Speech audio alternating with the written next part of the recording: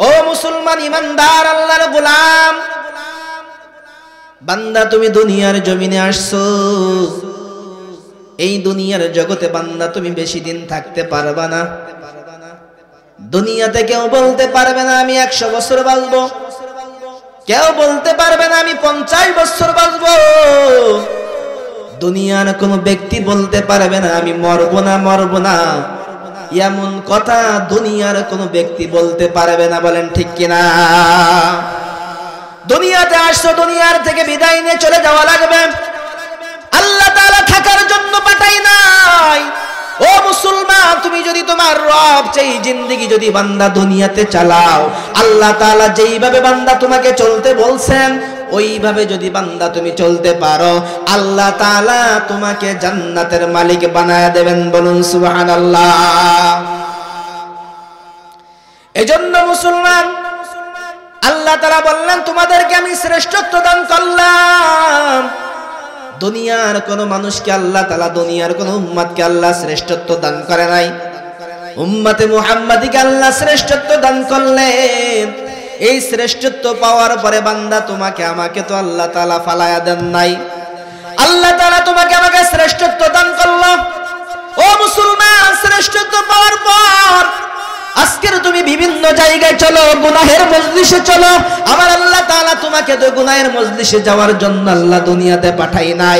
আল্লাহ তাআলা বিভিন্ন জায়গায় হারামের ভিতরে ঢোকার জন্য আল্লাহ দুনিয়াতে তোমাকে পাঠাই নাই। যেই বান্দা দুনিয়াতে আসার পর ওই রবের কথা মতো জীবনটা চালাইবে, আল্লাহ তাআলা ওই বান্দাকে জান্নাতের মালিক বানায় দেবেন। বলুন সুবহানাল্লাহ।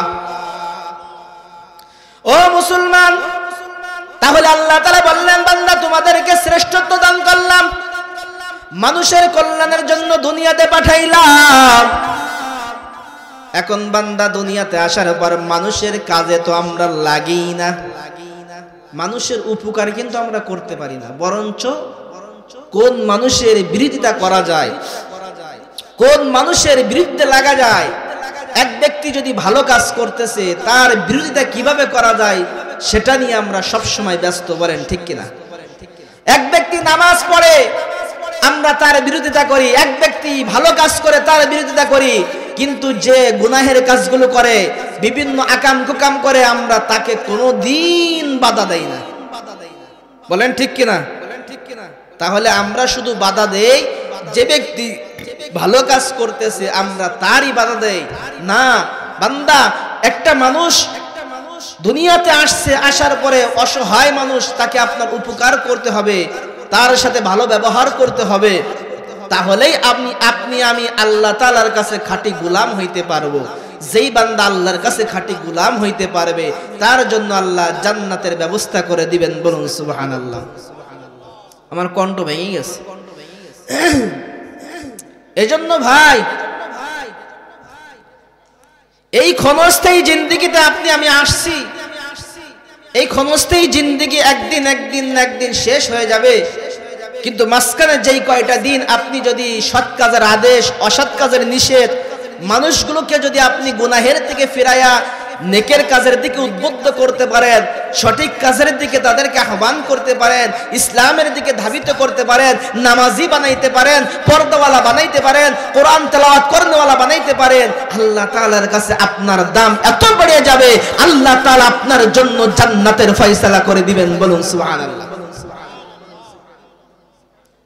এজন্য মুসলমান ইমানদার, আল্লাহ তাআলার উপরে 100% ঈমান আনো। যে ঈমানের দ্বারা বান্দা তুমি জান্নাতে যাইতে পারবা। কেমন ঈমান আনবারে বান্দা? সাহাবায়ে কেরামরা যেমন ঈমান এনেছিল তাদের মতো ঈমান যদি বান্দা তুমি ভিতরে ধারণ করতে পারো, ওই ঈমানের বিনিময় আল্লাহ তোমাকে জান্নাত দান করবেন। বলুন সুবহানাল্লাহ। যেমন ঈমান এনেছিল সাহাবায়ে কেরাম, যেমন ঈমান এনেছিল হাসান বরসি রাহমাতুল্লাহি আলাইহি। হাসান বরসি রাহমাতুল্লাহি আলাইহি যখন মানুষদেরকে দ্বীনের দাওয়াত দেয়, দ্বীনের দাওয়াত দিতে দিতে হাসানের দাওয়াতের দ্বারা মানুষগুলো এখন ইসলাম ধর্মে রূপান্তরিত হয়ে যায়। বেধর্মীরা তাকায় দেখে হাসানের দাওয়াতের কারণে আমাদের ধর্মের থেকে মানুষগুলো রূপান্তরিত হয়ে যায়। এই হাসানকে দুনিয়াতে আর বাঁচিয়ে রাখা যাবে না, হাসানকে দুনিয়ার থেকে বিদায় করে দেওয়া লাগবে। কি করা যায়, কিভাবে হাসানকে বিদায় করা যায়? ডাক দিয়ে বলতেছে, ওই যে হাসান পাহাড়ের নিচে বসিয়া হাতের ভিতরে একটা তসবিহ নিয়া গুনগুন গুনগুন করে কি যেন পড়তে থাকে। আগামীকাল আমরা সকলে ওই পাহাড়ের কিনারায় যাইয়া উপর থেকে একটা পাথর গড়াইয়া দিব। ওই পাথরটা গড়াইয়া গড়াইয়া যখন হাসানের দিকে যাইবে, পাথরটা যখন হাসানের উপরে গিয়ে পড়বে, হাসান দুনিয়ার থেকে বিদায় নিয়ে চলে যাবে, আমাদের কারোর উপরে আর কোনো দোষ আসবে না। এই কথা বলিয়ে আগামীকাল তারা সকলে পাহাড়ের কিনারায় চলে গেল। দেখতেছে হাসান বরসি এখন মাথাটা নিচুর দিকে দিয়া হাতের ভিতরে একটা তাসবিহ নিয়ে গুনগুন গুনগুন করে কি যেন পড়তে থাকে। ডাক দিয়ে বলতেছেন, এটাই সুবর্ণ সুযোগ, এখন একটা পাথর হাসানের দিকে গড়ায়া দেয়। পাথরটা এখন গড়াইয়া গড়াইয়া হাসানের দিকে যায়, আর হাসান দেখতেছে একটা পাথর গড়াইয়া গড়াইয়া তার দিকে আসতেছে। ডাক দিয়ে বলতেছে, পাথর, তোর মাধ্যমে যদি আমার আল্লাহ মৃত্যু লিখে রাখে তাহলে তুই আমার দিকে চলে আয়, আর যদি তোর মাধ্যমে আমার আল্লাহ মৃত্যু লিখে না রাখে রে পাথর, যেখানে রয়েছিস ওখানেই আল্লাহর হুকুমে দাঁড়িয়ে যা। বলুন সুবহানাল্লাহ। সঙ্গে সঙ্গে পাথরটা ওখানে দাঁড়িয়ে গেল। আজ পর্যন্ত পাথরটা ওখানে দাঁড়ানো। ও নবীর উম্মত, তাদের মতো ঈমানটা যদি বান্দা ভিতরে ধারণ করতে পারি, তাদের মতো ঈমানটা যদি বান্দা ভিতরে ঢুকাইতে পারি, আল্লাহ তাআলা তোমাকে আমাকে জান্নাতের মালিক বানায় দেবেন। বলুন সুবহানাল্লাহ। কিন্তু মুসলমান, তোমার আমার ভিতরে তো ঈমান নাই। কুরবানির দিন যেমন হাটের ভিতরে গরু ছাগল বিক্রি হয় টাকার মাধ্যমে, আপনার আমার ঈমানটাও বিক্রি হয় টাকার মাধ্যমে। যদি কোথাও কোনো জায়গার থেকে একটু টাকা পাই তাহলে ঈমানটা ঘুরিয়ে যায়, কথাগুলো ঘুরিয়ে যায়, কথাটা ঘুরাইয়া দেয়। টাকার কারণে তুমি কথা ঘুরাইয়া দিলা। ও মুসলমান, এই ক্ষণস্থায়ী জিন্দেগি, এই ক্ষণস্থায়ী জিন্দেগির জন্য অল্প কয়েকদিনের জন্য আজকে তুমি তোমার মালিকের সাথে নাফরমানি করলা, আজকে তোমার আল্লাহর সাথে নাফরমানি করলা। ও মুসলমান, যেই দিন দুনিয়ার থেকে বিদায় নিয়ে চলে যাইবা, ওই দিন তোমার অবস্থা কি হবে একবারও কি ভেবে দেখছো? যেই বান্দার ভিতরে জাহান্নামের ভয় থাকবে, যেই বান্দার ভিতরে আল্লাহ তাআলার ভয় থাকবে, ওই বান্দা কোনোদিন গুনাহের কাছে যাইতে পারবে না। বলেন ঠিক কিনা? আর যেই বান্দার ভিতরে আমার আল্লাহর মুহাব্বত থাকবে, যেই বান্দার ভিতরে আমার আল্লাহর ভয় থাকবে, যেই বান্দার ভিতরে আমার নবীর আদর্শ থাকবে, যেই বান্দার ভিতরে আমার নবীর মুহাব্বত থাকবে, ওই বান্দা কোনোদিন গুনাহের দিকে যাইতে পারবে না। ওই বান্দা সব সময় চিন্তা করতে থাকবে, আমি কিভাবে নেকের কাজ করব, কিভাবে নামাজ আদায় করব, কিভাবে দিনের রাস্তায় চলবো। যেই বান্দা এই চিন্তা করতে থাকবে, এই চিন্তা করতে করতে বান্দা দুনিয়ার থেকে বিদায় নিবে, আল্লাহ কবরকে জান্নাতে বাগান বানাইতে দেরি করবে না। বলুন সুবহানাল্লাহ। এজন্য মুসলমান, দুনিয়াতে বান্দা চারটা আমলের পাবন্দী হয়ে যাও। দুনিয়াতে বান্দা চারটা আমল করো, যেই চারটা আমলের বিনিময়ে আল্লাহ তাআলা তোমাকে জান্নাত দান করবেন। দুনিয়াতে যেই বান্দা চারটা আমল করবে, ওই বান্দার দুনিয়াতে আর কোনো টেনশন থাকবে না, দুনিয়াতে ওই বান্দার কোনো চিন্তা থাকবে না। আল্লাহ তাআলা ওই বান্দাকে দুনিয়ার থেকে বিদায় করার সাথে সাথেই জান্নাতের ফয়সালা করে দিবেন। বলুন সুবহানাল্লাহ। কয়টা আমল? জোরে বলুন কয়টা? আরো জোরে বলুন কয়টা? এক নাম্বার হলো 5 ওয়াক্ত নামাজ। কি বলেন? কিন্তু নামাজকে আমরা ঠিকমতো পড়ি? বলেন, কথা বলেন। দুনিয়ার সব কিছু চলতেছে, কিন্তু আপনি আমি নামাজ পড়ি না। পড়ি? বলেন, পড়ি না। দুনিয়ার সব কিছু চলে, কিন্তু আপনার আমার নামাজের সময়টুকু, নামাজে মসজিদে গিয়ে নামাজটা আদায় করব, এই সময়টুকু আপনার আমার ভিতরে নাই। চায়ের দোকানে বসে থাকবো ঘন্টাকে ঘন্টা, কোনো সমস্যা নাই। তাসের আড্ডায় বসে থাকবো ঘন্টাকে ঘন্টা, কোনো সমস্যা নাই। গাঞ্জার আসরে বসে থাকবো ঘন্টাকে ঘন্টা, কোনো সমস্যা নাই। কিন্তু যখনই নামাজ পড়তে ডাকা হয় তখনই যত সমস্যা, যত রোগ, যত সমস্যা তখন সব দেখা দেয়। বলেন ঠিক কিনা? কথা বলেন ঠিক কিনা? এজন্য ভাই নামাজ আদায় করতে হবে। নামাজ পড়লে কি লাভ? ইন্না সলাতা তানহা আনিল ফাহশাই ওয়াল মুনকার, নিশ্চয়ই নামাজ সকল প্রকার গর্হিত কাজ থেকে, পাপাচার থেকে, অন্যায় থেকে আপনাকে ফিরায় রাখবে নামাজ। কিন্তু সেই নামাজ পড়তে আমরা রাজি নই। একদিন পড়বো হুজুর জুমার দিন, ওই দিন মসজিদে না গেলে যদি এলাকার মানুষ আবার খারাপ বলে, এজন্য জুমার দিন আমরা নামাজ আদায় করতে যাই। বলেন ঠিক কিনা? শুধু কি আল্লাহ তাআলা জুমার নামাজটা ফরজ করছে? আসর, মাগরিব, ঈশা, ফজর এগুলো পড়া লাগবে না? বলেন, কথা বলেন, লাগবে না? এজন্য ভাই নামাজ আদায় করতে হবে। আজকে আপনি নামাজ আদায় করতেছেন কিন্তু আপনার রুকু কিরাত কিছুই ঠিক নাই, আপনি সূরা কিরাত ঠিক নাই, আপনি রুকুতে যাইয়া কি পড়বেন সেটা জানেন না, আপনি সেজদায় যাইয়া কি পড়বেন সেটা জানেন না, বৈঠকে বসে আপনি কি পড়বেন সেটাও আপনি জানেন না। অথচ আপনি মসজিদের 50 বছরের মুসল্লি, আপনি 40 বছর ধরে নামাজ আদায় করতেছেন, আপনি 60 বছর ধরে নামাজ আদায় করেন, এখনো পর্যন্ত আপনি সূরা কিরাত ঠিক করতে পারেন নাই, আপনি রুকুতে যাইয়া কি পড়বেন ঠিক করতে পারেন নাই, সেজদায় যাইয়া কি পড়বেন ঠিক করতে পারেন নাই, বৈঠকে গিয়ে কি পড়বেন, তাশাহুদ কিভাবে পড়বেন জানেন না, নামাজে দাঁড়াইতে হয় কিভাবে আপনি জানেন না, অথচ আপনি 40 বছরের মসজিদের মুসল্লি। এই নামাজ পড়ে আপনার কি লাভ? বলেন। দুনিয়ার সবকিছু বুঝেন, দুনিয়ার সবকিছু ঠিক, কিন্তু নামাজের বেলায় আপনার কোনো ঠিক নাই। নামাজটা আমরা ঠিক মতো পড়ি না। আল্লাহর নবী বলেন, সল্লু কামা রাআইতুমুনি উসাল্লি, আমি পয়গম্বরকে যেইভাবে, যেই তরিকায়, যেই পদ্ধতিতে নামাজ আদায় করতে দেখো, ওই তরিকায়, ওই পদ্ধতিতে নামাজ আদায় করো, ওই নামাজ তোমাকে জান্নাত পর্যন্ত পৌঁছায় দেবে। বলুন সুবহানাল্লাহ। কাল কিয়ামতের ময়দানে সর্বপ্রথম ইমানের পরে নামাজের হিসাব দেওয়া, এটা কিন্তু আমরা সকলেই জানি, জানি না? মসজিদে জুমার দিন ইমামের কাছ থেকে বয়ান শুনতে শুনতে বক্তার চাইতে শ্রোতা এখন বেশি ওয়াজ জানে, কিন্তু আমরা মানতে পারি না। কথা বলেন, মানতে পারি না। আগে ওয়াজ শুনতো না মানুষ, কিন্তু গুনাহ করতো না, আর এখন ওয়াজ শুনে গুনাহ করে। আগে সুদের ওয়াজ শুনতো না, সুদ খাইতো না, এখন সুদের ওয়াজ শোনার পরেও সুদ খায়। আগে নামাজের ওয়াজ শুনতো না, নামাজ পড়তো, এখন নামাজের ওয়াজ শোনার পরে নামাজ পড়ে না বান্দা। বলেন ঠিক কিনা? হুজুর জাহান্নামের চিন্তা করতে করতে নিজের জীবনই শেষ, নামাজ পড়বো কোন সময়? বলেন ঠিক কিনা? এই হলো আমাদের অবস্থা। না ভাই, এই দুনিয়ার ক্ষণস্থায়ী জিন্দেগি আল্লাহ তাআলা অল্প কয়দিনের জন্য আপনাকে দিয়েছেন।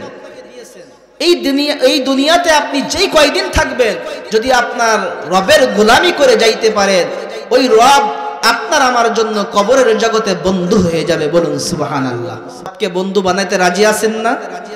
কিভাবে? চায়ের দোকানে বসে নামাজের সময় না, মসজিদে এসে নামাজ আদায় করে। কথা বলেন, মসজিদে এসে নামাজ আদায় করবো তো ইনশাল্লাহ। কে কে আমরা এখন থেকে 5 ওয়াক্ত নামাজ সময় মতো, ওক্ত মতো আদায় করব? দোকানে হাত আল্লাহর দরবারে দেখায় দেয়। আল্লাহ তাআলা আমাদের সকলকে কবুল করে নিন। সকল বলে আমিন। তাহলে 4টা আমলের 1 নাম্বার কি বলেন? কথা বলেন, 1 নাম্বার কি? নামাজ। এই নামাজ পড়তে হবে। দুনিয়া নিয়ে রয়েছি, দুনিয়ায় বেহুশ হয়ে গেছি। ওরে মানুষ দুনিয়ার পিছে কি জবাব দিবি রে তুই আল্লাহর কাছে?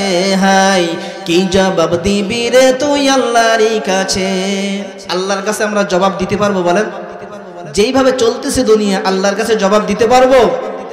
ওরে মানুষ দুনিয়ার পিছে কি জবাব দিবি রে তুই আল্লাহর কাছে? হাই কি জবাব দিবি রে তুই আল্লাহর কাছে? রাতে দিনে দৌড়া দৌড়ি, বিশ্রামের সুযোগটা নাই, নামাজ রোজা দূরের কথা, আল্লাহর নামটাও মুখে নাই। রাতে দিনে দৌড়া দৌড়ি, বিশ্রামের সুযোগটা নাই, রাতে দিনে দৌড়া দৌড়ি, বিশ্রামের সুযোগটা নাই, নামাজ রোজা দূরের কথা, আল্লাহর নামটাও মুখে নাই। বলেন ঠিক কিনা? আল্লাহর নামটা আমাদের মুখে আছে? বলেন, আল্লাহর নামই তো আমরা ভুলে গিয়েছি। মরণকালে টাকা কি কারণ সঙ্গেতে গেছে, কি জবাব দিবি রে তুই আল্লাহর কাছে, হায় কি জবাব দিবি রে তুই আল্লাহর কাছে। দুনিয়ারি মোহে পড়ে খোদাকে গেছো ভুলিয়া, জানো কি কবে কখন ছাড়তে হবে এই দুনিয়া। দুনিয়ারি মোহে পড়ে খোদাকে গেছো ভুলিয়া, জানো কি কবে কখন ছাড়তে হবে এই দুনিয়া। কেউ কি জানেন কবে ছাড়বেন এই দুনিয়া? কথা বলেন, কেউ জানেন? কেউ কিন্তু আমরা বলতে পারবো না এই দুনিয়া কবে কোন দিন আমরা ছেড়ে দিব, কোন জায়গায় কোন অবস্থায় আপনার আমার মৃত্যু হবে, আমরা কেউ জানি না। এজন্য ভাই, দুনিয়াতে যেই কয়দিন থাকবেন রবের গোলামি করুন, তাহলে রব আপনাকে আমাকে জান্নাত পর্যন্ত পৌঁছে দেবে। বলুন সুবহানাল্লাহ। ও নবীর উম্মতের দল, চারটা আমলের এক নাম্বার হলো বান্দা পাঁচ ওয়াক্ত নামাজ। যেই বান্দা এই নামাজগুলো ঠিক মতো সময় মতো ওয়াক্ত মতো আদায় করবে, আল্লাহ তাআলা ওই বান্দার জন্য জান্নাতের ফয়সালা করে দিবেন। বলুন সুবহানাল্লাহ। কিন্তু মুসলমান দুনিয়া দুনিয়া নিয়ে এমন ভাবে ব্যস্ত, আমি আপনি এই দুনিয়ার জগতে আসার পরে দুনিয়ার মোহাব্বত আপনাকে আমাকে এমন ভাবে গ্রাস করছে, আজকে আপনার আমার নামাজ ভালো লাগে না। যদি আপনার আমার নামাজ ভালো লাগতো বান্দা, তাহলে নামাজের সময় মসজিদের চাইতে চায়ের দোকানে মানুষ বেশি দেখা যাইতো না। বলেন ঠিক কিনা? এজন্য মুসলমান দুই নাম্বার, চারটা আমলের দুই নাম্বার হলো কোরআনুল কারীমের তেলাওয়াত। যেই বান্দা কোরআনুল কারীমের তেলাওয়াতটা করবে, আল্লাহ তাআলা তার দামটা দুনিয়াতে বাড়িয়ে দিবেন। বলুন সুবহানাল্লাহ। দুই নাম্বার কি বলেন? দুই নাম্বার কি? কোরআন তেলাওয়াত আমরা করতে পারি? বলেন পারি? পারি না, শিখি নাই। হুজুর কেমনে শিখবো? বয়স হয়ে গেছে। কোনদিন কি মসজিদের ইমাম সাহেবকে বলছেন, হুজুর দেখেন তো আমার এই সূরাটা ঠিক আছে কিনা, বুকে হাত দিয়ে বলেন দিন? কে বলতে পারবেন? কোনদিন তো বলেন না, হুজুর দেখেন তো আমার সালাটা ঠিক আছে কিনা, হুজুর দেখেন তো আমার তাশাহুদ ঠিক আছে কিনা। আপনি তো কোনদিন ইমাম সাহেবকে বলতে পারেন নাই যে হুজুর আমার সূরা কিরাতগুলো একটু ঠিক করে দেন। যদি ইমাম সাহেবকে বলেন তো ইমাম সাহেবকে ঠিক করে দেবে না? বলেন দেবে কিনা? তাহলে আপনি আমি সেটাই কিন্তু বলি না। আজকে ভাই দেখেন, আপনার আব্বা দুনিয়ার থেকে বিদায় নিয়ে চলে গেছে, একদিকে পারছেন কোরআনটা খুলে খুলে আপনি আমি আলহামদু সূরা থেকে নিয়ে সূরা বাকারা থেকে নিয়ে আমি আপনি নাস পর্যন্ত শেষ করে একটু দোয়া করতে পারছি? বলেন কেউ পারছেন? আপনার আব্বা দুনিয়ার থেকে বিদায় নিয়ে চলে গেছে, আপনি পারেন নাই। আপনার আম্মা দুনিয়ার থেকে বিদায় নিয়ে চলে গেছে, আপনি কোরআন পড়ে তাদের জন্য দোয়া করতে পারেন নাই। ঠিক তেমনি ভাবে আজকে আপনার সন্তানকে কোরআন শিখান না, আপনার মেয়েকে কোরআন শিখান না, আপনি একদিন না একদিন দুনিয়ার থেকে বিদায় নিবে, ওই সন্তান আপনার জন্য কোনোদিনও কোরআন খতম করে দোয়া করতে পারেন না, পারবে না। বলেন ঠিক কিনা? আপনি নিজেই তার প্রমাণ। আপনি যেমন আপনার আব্বার জন্য কোরআন পড়ে দোয়া করতে পারেন না, আপনার সন্তানও কোরআন পড়ে আপনার জন্য দোয়া করতে পারবে না। আপনার সন্তানকে আপনি শিক্ষা দিতেছেন। এজন্য ভাই, দুনিয়াতে যেই কয়দিন থাকবেন ওই সন্তানের ভিতরে কোরআনের শিক্ষা ঢুকায় দেন, ওই সন্তান কোনোদিন বাপ মার বিরুদ্ধে কথা বলবে না। বলেন ঠিক কিনা? কিন্তু সকালবেলা মসজিদে একটু মুক্তবে পোলাপান পাঠাইবে, তাও আপনি পারেন না। সকালবেলা প্রাইভেটে যাবে ছেলে মেয়ে, বলেন কথা বলেন না কে? সবার কি শীত লেগে গেছে নাকি? কথা বলতেছেন না? সকালবেলা আমি কিছু কথা বলি, একটু শুনেন, বাস্তব কথাগুলো বলতেছে, একটু শুনেন। আপনি সন্তানকে বক্তব্যে পাঠাবেন, সেই সময়টুকু আপনার হইতেছে না। সকালবেলা ঠান্ডার সময় এত আগে উঠতে পারবে না, এজন্য আপনি কি করেন? সন্তানকে তোলেন না। একটু পরে যখন সূর্য উঠে যাবে, আপনার সন্তানটা প্রাইভেটে চলে যাবে। প্রাইভেট থেকে আসার পরে কোথায় যাবে? স্কুলে যাবে। স্কুল থেকে 4টার পরে আসার পরে খেলাধুলা করবে, রাতে আবার বাংলা অঙ্ক ইংরাজিগুলো আবার এর পিছনে সময় কাটায় দেবে, ঘুমায় যাবে। কোরআন পড়ার সময় আপনার ছেলে মেয়ের নাই। বলেন ঠিক কিনা? জোরে বলুন ঠিক কিনা?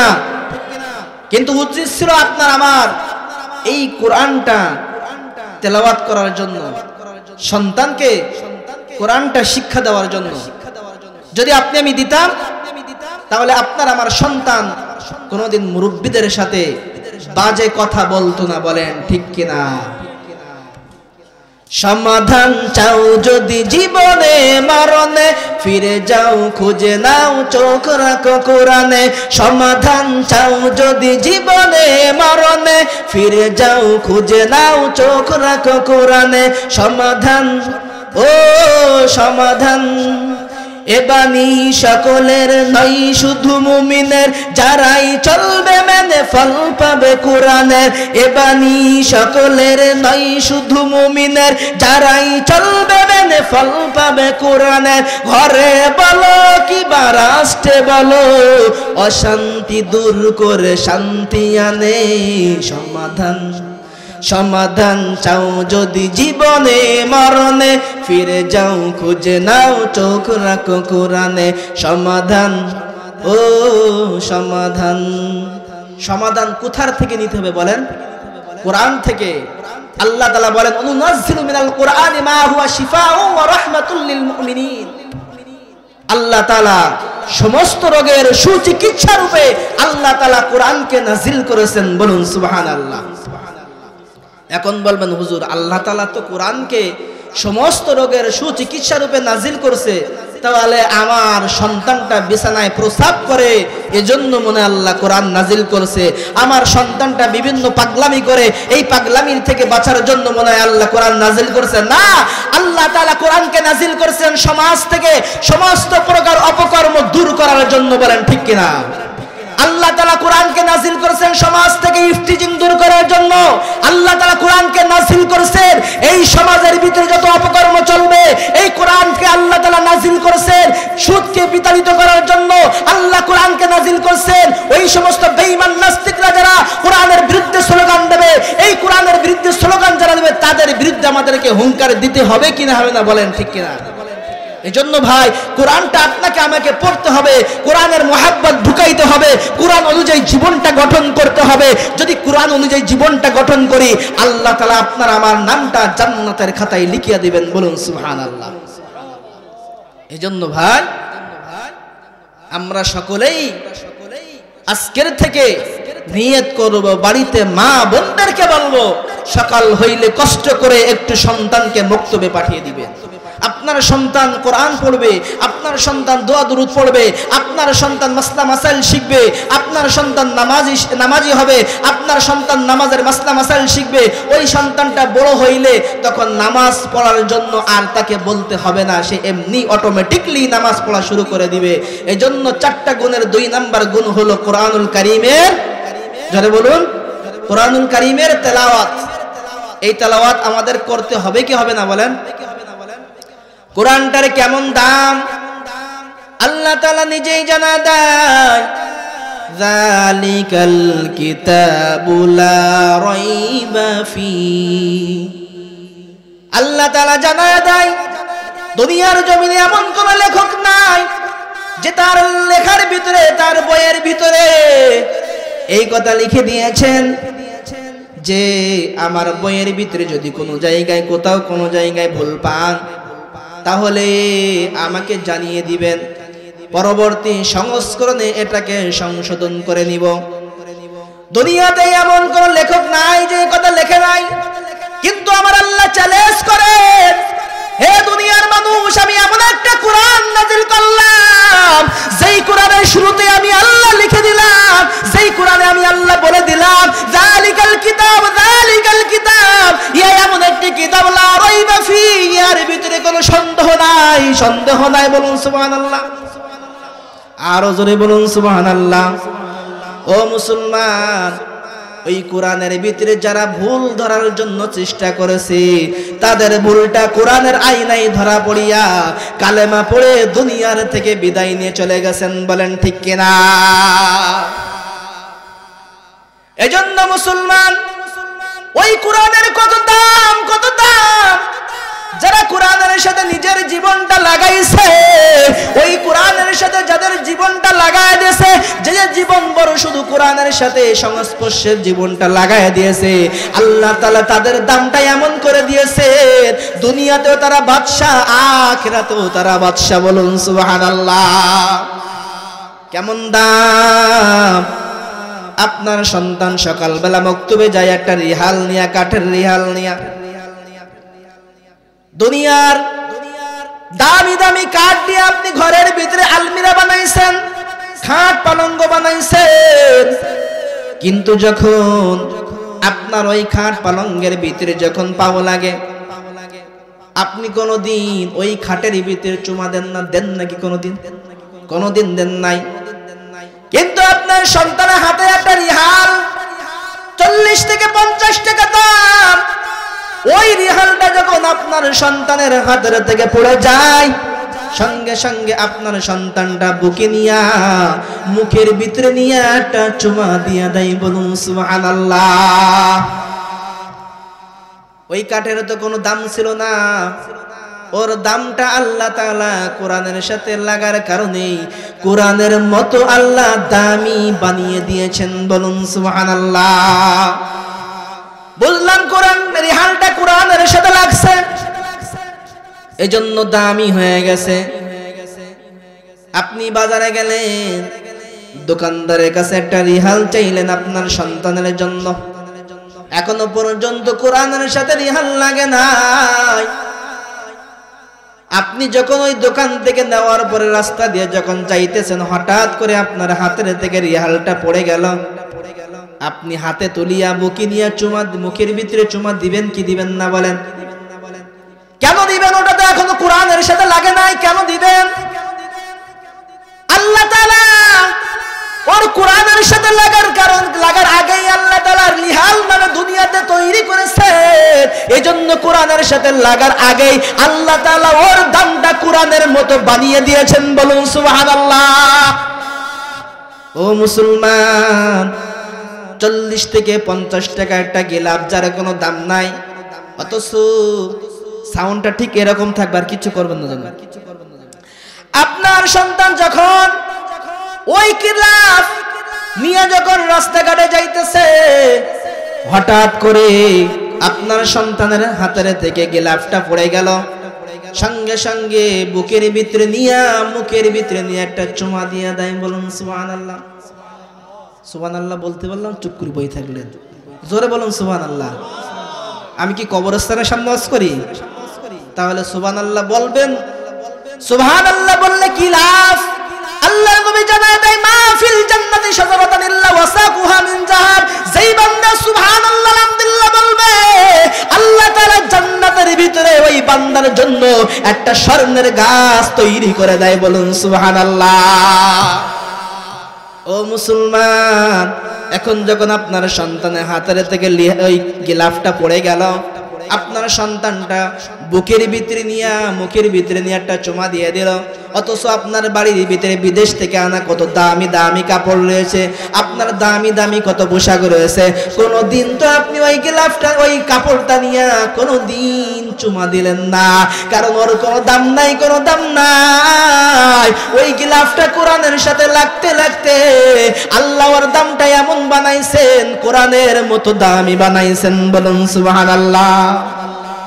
ঠিক মুসলমান, আপনি আমি যদি আপনার আমার জীবনটা কোরআনের সাথে লাগায় দেয়, আপনি আমি জীবনটা যদি কোরআনের সাথে লাগায় দেয়, কোরআন অনুযায়ী জীবনটা গঠন করে নেয়, কোরআন আমাকে বলে বান্দা এই গুনাহের কাছে যাইতে পারবে না, কোরআন বলে বান্দা সুদের কাছে যাইতে পারবে না, কোরআন বলে বান্দা হারামের দিকে যাইতে পারবে না, কোরআন বলে বান্দা জিনার দিকে যাইতে পারবে না, কোরআন বলে বান্দা চুরির দিকে যাইতে পারবে না, কোরআন বলে বান্দা ইয়তিমের মাল ভক্ষণ করার দিকে যাইতে পারবে না।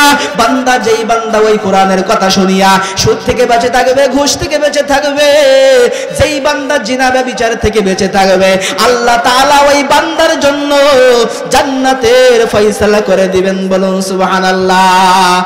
লা ইলাহা ইল্লাল্লাহ, লা ইলাহা ইল্লাল্লাহ, লা ইলাহা ইল্লাল্লাহ, লা ইলাহা ইল্লাল্লাহ, লা ইলাহা ইল্লাল্লাহ, লা ইলাহা ইল্লাল্লাহ। লা ইলাহা ইল্লাল্লাহ লা ইলাহা ইল্লাল্লাহু মুহাম্মাদুর রাসূলুল্লাহ। তাহলে চারটা গুণের 2 নাম্বার কি বলেন? ভুলে গেলেন নি সবাই? ভালো লাগতেছে না? 2 নাম্বার কি বলেন? কোরআনের তেলাওয়াত। এই কোরআনের তেলাওয়াত গুলো আপনাকে আমাকে করতে হবে। যদি আপনি আমি করতে পারি, আল্লাহ তাআলা আপনাকে আমাকে জান্নাতের মালিক বানিয়ে দিবেন। বলুন সুবহানাল্লাহ। এজন্য মুসলমান, ওর শারিস্তাবাদের মুসলমান, ভালো করে শুনো। কয়দিন আর দুনিয়ার জমিনে থাকবা? কয়দিন আর দুনিয়ার জমিনে বাঁচবা? আজকের শুধু দুনিয়া দুনিয়া দুনিয়া নিয়ে রইছো। একদিন বান্দা তোমাকে এই দুনিয়ার জগৎটাকে ছেড়ে দেওয়া লাগবে, কেউ থাকতে পারবেন না।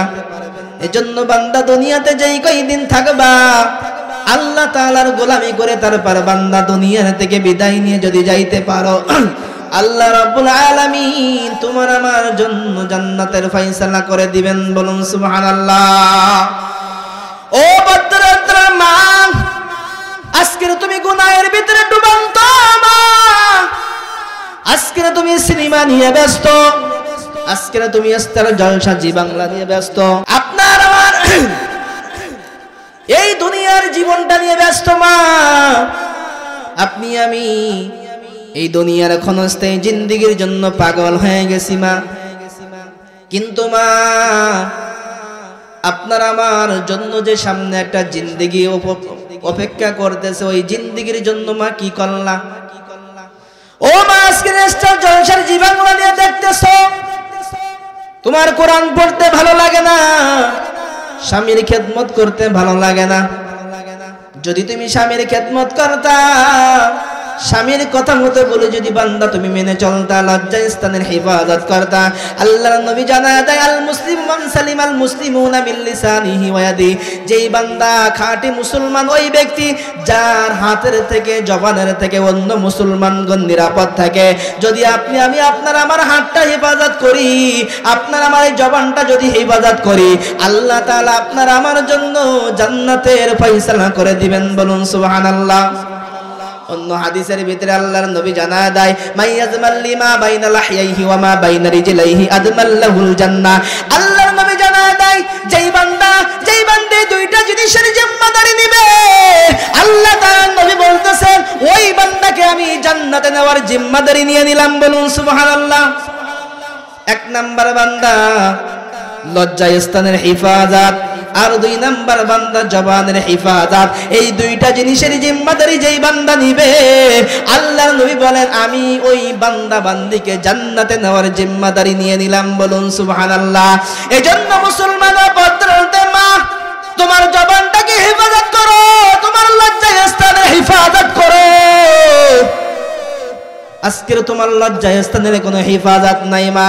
তুমি যেই দিন তোমার স্বামীর বাড়িতে বধূ হইয়া এসেছিল গো মা, ওই দিন তোমার বিবাহের উপলক্ষ করে কত মানুষ আনন্দ ফুর্তি করেছে, তোমার জন্য সুন্দর সুন্দর করে গেটগুলো সাজানো হয়েছে গো মা। তোমার জন্য সুন্দর সুন্দর খানার আইটেম করা হয়েছে। ও মা, তোমার জন্য তোমার গাড়িটাকে রজনী গোলাপ গন্ধা দিয়া সুন্দর করে সাজানো হয়েছে। তোমার আব্বা বড় খুশি আজকে আমার মেয়ের বিবাহ, তোমার মা বড় খুশি আজকে আমার মেয়ের বিবাহ, তোমার ভাই বড় খুশি আজকে আমার বোনের বিবাহ। ওই দিকে অপার প্রান্তে একজন যুবক তোমার জন্য প্রহর গুনতেছে, কখন আমার নতুন মানুষের সাথে দেখা হয়ে যাবে। ও মা, যখন তোমাকে স্বামীর বাড়িতে পাঠানো হইল, স্বামীর বাড়িতে চলে গেলা, তোমার জন্য কত মানুষ শরবত খাওয়াইলো, কত মানুষ তোমার জন্য কত আপ্যায়ন করলো। কিন্তু মা, যেই দিন তুমি দুনিয়ার থেকে বিদায় নিয়ে চলে যাবে, ওই দিন আর তোমাকে গাড়িটাকে সুন্দর করে সাজাইবে না, তোমাকে আল্লাহর শাড়ি পরাইবে না, ওই মসজিদ থেকে খাটিয়া নামক গাড়ি নিয়ে মা সুন্দর করে তোমাকে 5টা কাফনের প্যাকেট বানাইয়া কবরের ভিতরে রেখে আসবে মা। এজন্য মা অন্তরটাকে নরম বানাইয়া দাও, আমার আল্লাহ তাআলাকে বন্ধু বানাইয়া দাও। ও যুবক, আজকের তুমি গুনাহের দিকে কেন দৌড়াও? আজকের গুনাহ করতে করতে জীবনটা গুনাহের দিকে দৌড়াইতেছ রে যুবক। কিন্তু বান্দা, ওই যে দিন তুমি দুনিয়ার থেকে বিদায় নিয়ে চলে যাবা যুবক, ওই কবর বড় ভয়ঙ্কর জায়গা রে যুবক। ওই কবরের আযাব যুবক তুমি সহ্য করতে পারবে না। আল্লাহ তাআলা বলেন নারুল্লাহ, নারুল্লাহ। আল্লাহ বলেন জাহান্নামের আগুন, প্রজ্বলিত আগুন, এটা আমি আল্লাহ তাআলার আগুন। আল্লাহ তাআলা বলেন ও মুসলমান, এটা দুনিয়ার কোনো আগুন না, দুনিয়ার কোনো আগুন না, এটা হইল আমি আল্লাহ তাআলার প্রজ্বলিত অগ্নি। এই বান্দা, যেই বান্দার দুনিয়ার জমিনে যদি কোনো বান্দার হাতের ভিতরে আগুন লাগে, ঔষধের মাধ্যমে, মলমের মাধ্যমে বান্দা তুমি সেটা সারাইতে পারবা। দুনিয়ার কোন যুবকের ভিতরে যদি ওই জাহান্নামের আগুন লেগে যায়, ওর কলিজা পর্যন্ত ভুনা হয়ে যাবে। বলুন নাউজুবিল্লাহ। পারবেন নি সহ্য করতে? না, পারবেন না। এজন্য ভাই, এই দুনিয়ার ক্ষণস্থায়ী জিন্দেগির জন্য আজকে তুমি পাগল হয়ে গেলা। আজকে দুনিয়া দুনিয়া দুনিয়া নিয়ে রয়েছে গো ভাই। ও বৃদ্ধ বাবাজি, কয়দিন আর দুনিয়ার জমিনে বাঁচবা? আগে তোমার চুলগুলো ছিল কালো, আজকে তোমার চুলগুলো হয়ে গেছে সাদা। আগে তোমার দাড়িগুলো ছিল কালো, আজকে তোমার দাড়িটা হয়ে গেছে সাদা। এজন্য বৃদ্ধ বাবাজি, আপনার বাড়ির দরজার ভিতরে কখন আজরাইল ফেরেশতা চলে আসে আপনার জানা নাই। ও মুসলমান, তোমার আমার বাড়ির কিনারায় কখন আজরাইল চলে আসবে তুমি জানো না? তোমার আমার বাড়ির কিনারায় কার আজরাইল ফেরেশতা চলে আসছে তুমিও জানো না, আমিও জানি না। ও মুসলমান, এজন্য অন্তরটাকে একটুখানি আল্লাহর দিকে করে দাও। আজকে তো বান্দা শুধু গুনাহ নিয়ে তুই ব্যস্ত থাকলে হবে না। 4টা গুণের কথা বলতেছিলাম। 3 নাম্বার গুণ হলো আল্লাহ তাআলার নামের জিকির, আর 4 নাম্বার হলো প্রস্রাব পায়খানা করার পর ঢিলা কলুব ব্যবহার। এই 4টা আমল যেই বান্দা জীবনের বেঁচে থাকা অবস্থায় করতে থাকবে মৃত্যুর আগ পর্যন্ত, ওই বান্দা হাসতে হাসতে জান্নাত পর্যন্ত পৌঁছায়া যাবে। বলুন সুবহানাল্লাহ। কেমন সেই জান্নাত জানো? আল্লাহর নবী বলেন আদাতুল ইবাদি সলিহিনা মা লা আইনুন রাআত ওয়ালা উযুনুন সামিআত ওয়ালা খাতার আলা কলবি বাশার। আল্লাহর নবী বলেন ওই জাহান্নামকে আল্লাহ এত সুন্দর করে বানাইছে, দুনিয়ার কোন মানুষের চক্ষু দেখে নাই, দুনিয়ার কোন মানুষের কর্ণ সেই জান্নাতের আওয়াজ শুনে নাই, এমন কি কোন মানুষের অন্তরে যার কল্পনা করতে পারবে না। ও নবীর উম্মত, ওই আল্লাহকে বন্ধু বানায় নাও যদি বান্দা কবরের মাপ পাইতে চাও। আল্লাহর নবী বলেন আল কবরু রাউযাতুম মিন রিয়াজিল জান্নাহ আও হুফরাতুম মিন হুফারিন নার। কিছু কিছু মানুষের জন্য কবরটা জান্নাতের বাগান হবে, আবার কিছু কিছু মানুষের জন্য কবরটা জাহান্নামের গর্ত হবে। কাদের জন্য কবরটা জান্নাতের বাগান হইবে? যারা আল্লাহ মানবে, নবী মানবে, কোরআন মানবে, আল্লাহ তাআলা তাদের কবরটা জান্নাতের বাগান বানায় দেবেন। বলুন সুবহানাল্লাহ। আর যারা আল্লাহ মানবে না, নবী মানবে না, কোরআন মানবে না, আল্লাহ তাআলা তাদের জন্য কবরটাকে জাহান্নামের গর্ত বানায় দেবেন। বলুন নাউজুবিল্লাহ। এজন্য মুসলমান, এই দুনিয়ার ক্ষণস্থায়ী জিন্দেগিতে আল্লাহ তাআলা নিয়ে আসছে বান্দা। এজন্য মুসলমান, আল্লাহ তাআলাকে বন্ধু বানায় নাও।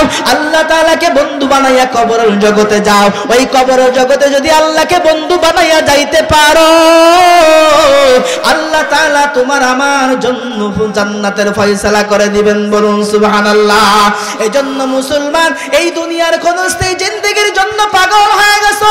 এই চক্ষু দুইটা বন্ধ হইলে দুনিয়ার সব কিছু শেষ, আর কিছুই দুনিয়ার থেকে যাইবে না রে ভাই। ও মুসলমান, তুমি মনে করছো দুনিয়াতে যাওয়ার পরে বান্দা তোমার মনে হয় তো সবকিছু যাইবে? না না। একটা প্রশ্ন করতে চাই রে ভাই, যেই দিন তুমি দুনিয়ার থেকে বিদায় নিয়ে চলে যাইবে, ওই দিন দুনিয়ার থেকে বিদায় নেওয়ার পর ওই কবরের জগতে বান্দা তোমার আমার জন্য 3টা টুকরা কাপড় দেওয়া হবে, কিন্তু ওই কাপড়টা বান্দা তুমি নিজের টাকায় কিনতে পারো না। ওই কাপড়টা হয়তো দুনিয়ার কোন মানুষ তোমাকে কিনে দিয়েছে, হয়তো তোমার সন্তান কিনে দিয়েছে, হয়তো দুনিয়ার এলাকাবাসীর কেউ কিনে দিয়েছে। বান্দা তোমার কবরের উপরে যে একটা ছাউনি দেওয়া হয়, বাউশের ছাউনি, ওই ছাউনিটাও বান্দা তুমি নিজের টাকায় কিনতে পারলা না। ও মুসলমান, তুমি যে কবরে গেলা নিজের জায়গাও তোমার কবরটা হইল না, হয়তো পারিবারিক গোরস্থায় কিংবা অন্য কোথাও তোমার কবরস্থ করা হইল, তাহলে মুসলমান কিছুই নিতে পারলা না রে ভাই। এই ক্ষণস্থায়ী জিন্দেগির জন্য এত পাগল হয়ে গেছো, এত পাগল হয়ে গেছো। আজকের যদি তুমি দুনিয়ার থেকে বিদায় নাও, যদি প্রশ্ন করা হয় তোমার স্ত্রীকে, ও স্ত্রী তোমার স্বামীটা দুনিয়ার থেকে বিদায় নিয়ে চলে গেছে, এখন ওই স্বামীটা এখন মারা গিয়েছে, আগামীকাল সকালে তোমার স্বামীর জানাজা হবে, একটা রাত তোমার স্বামীর গলাটা জড়াইয়া একটু ঘুমাও। দুনিয়ার কোন মানুষ, দুনিয়ার কোন স্ত্রী বলবে নাকি ঘুমাইতে পারবো? বলেন কেউ পারবে? কেউ চাইবে না। আপনার স্ত্রীও যদি মারা যায়, বলা হয় ও স্বামী তোমার স্ত্রী গলাটা জড়াইয়া ঘুমাও, তুমিও বলবে না না না পারবো না, পারবো না, পারবো না। ও মুসলমান, যতক্ষণ প্রাণ পাখি থাকবে, মুহাব্বত থাকবে, ভালোবাসা থাকবে, প্রাণ পাখি থাকবে না, মুহাব্বত থাকবে না, ভালোবাসা থাকবে না। এজন্য মুসলমান আল্লাহকে বন্ধু বানাইয়া দুনিয়ার থেকে বিদায় নিবা। এই আল্লাহকে বন্ধু বানাইয়া যদি বিদায় নিতে পারো, আল্লাহ তোমার আমার কবরটা জান্নাতের বাগান বানায় দেবেন। বলুন সুবহানাল্লাহ। এজন্য ভাই, এই ক্ষণস্থায়ী জিন্দেগি আপনার আমার শুরু আছে, শেষও আছে। আর যেই জিন্দেগির শুরু আছে, কোনো শেষ নাই, অনন্তকাল অনন্তকাল যুগের পর যুগ থাকা লাগবে। সেই জিন্দেগির জন্য আপনি আমি যদি কিছু করতে পারি, আপনি আমি যদি কোনো আমল করে যেতে পারি, যদি আপনি আমি নেক আমল নিয়ে যদি কবরে যেতে পারি, তাহলে আপনার আমার কবরটাকে আল্লাহ জান্নাতের বাগান বানায় দেবেন। বলুন সুবহানাল্লাহ। এজন্য ভাই, আমরা এখনো যারা এখানে সেখানে ঘোরাফেরা, এখনো এখানে সেখানে যারা রয়েছি, তাড়াতাড়ি আমরা ওয়াজের প্যান্ডেলে চলে আসি। প্রধান অতিথি স্টেজে উপস্থিত হয়ে গেছেন আমার বড় ভাই হযরত মাওলানা মুফতি আবুল কাশেম বেলালী সাহেব, তিনি মঞ্চে উপস্থিত হয়ে গেছেন। এজন্য আর এখানে সেখানে কেউ ঘোরাফেরা করবেন না। হযরতের জবান থেকে মহামূল্যবান নসিহতগুলো আমরা সকলে ধৈর্য সহকারে আল্লাহ তাআলা আমাদের সকলকে শোনার তৌফিক দান করে। সকলে বলি আল্লাহুম্মা আমিন। ওয়া আখিরু দাওয়ানা আনিল হামদুলিল্লাহি রাব্বিল আলামিন। আসসালামু আলাইকুম ওয়া রাহমাতুল্লাহ।